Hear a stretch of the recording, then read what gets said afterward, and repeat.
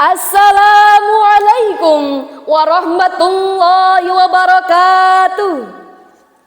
Hamdan wa syukran lillah, salatan wa salaman ala rasulillah Muhammad ibni Abdillah wa ala alih. Dewan juri yang arif dan bijaksana, sahabat da'i ya rahimakumullah. Berbicara mengenai demokrasi, kita akan memahaminya sebagai sistem dari rakyat, oleh rakyat, dan untuk rakyat.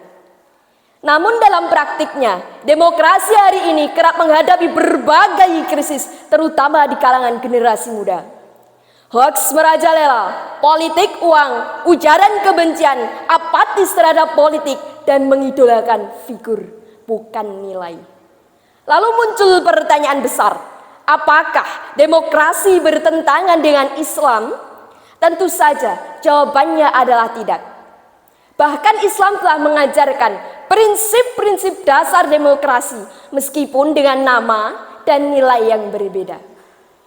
Oleh karena itu, pada kesempatan hari ini, izinkan saya menyampaikan sebuah uraian yang berjudul Demokrasi Beradab, Peran Generasi Muda dalam Menjaga Amanah Umat, dengan berlandaskan pada surat Asy-Syura ayat 38.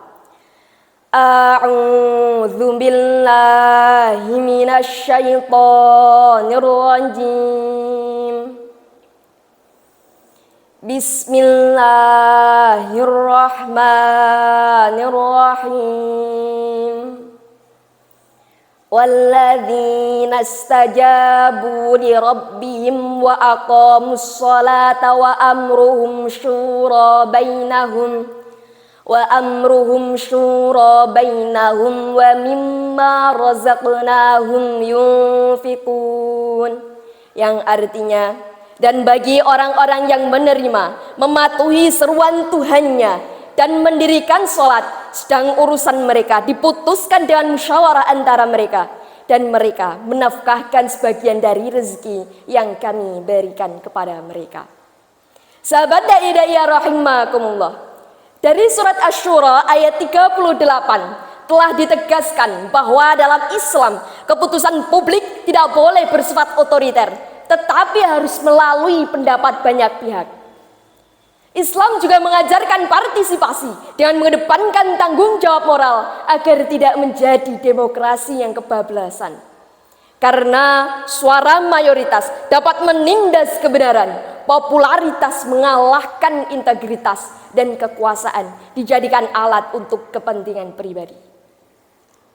Dengan demikian, memilih pemimpin dalam demokrasi adalah sebuah amanah, bukan sekedar formalitas. Salah memilih berarti telah menyia-nyiakan amanah umat. Hadirin rahimakumullah, sebagai generasi muda, kita wajib mengawal demokrasi bangsa dan umat agar menjadi negara yang memiliki kemaslahatan. Islam telah mengajarkan 3 solusi yang sangat relevan. Yang pertama, membangun literasi politik yang berakhlak.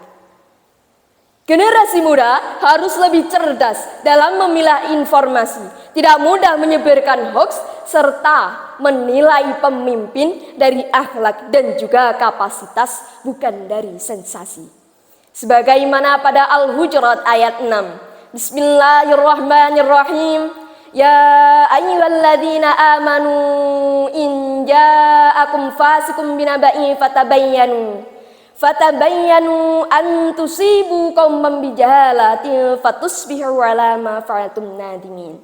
Yang artinya, wahai orang-orang yang beriman, jika datang kepadamu seorang fasik dengan membawa suatu berita penting, maka telitilah kebenarannya agar kamu tidak mencelakakan suatu kaum karena ketidaktahuanmu yang berakibat kamu menyesali perbuatanmu itu.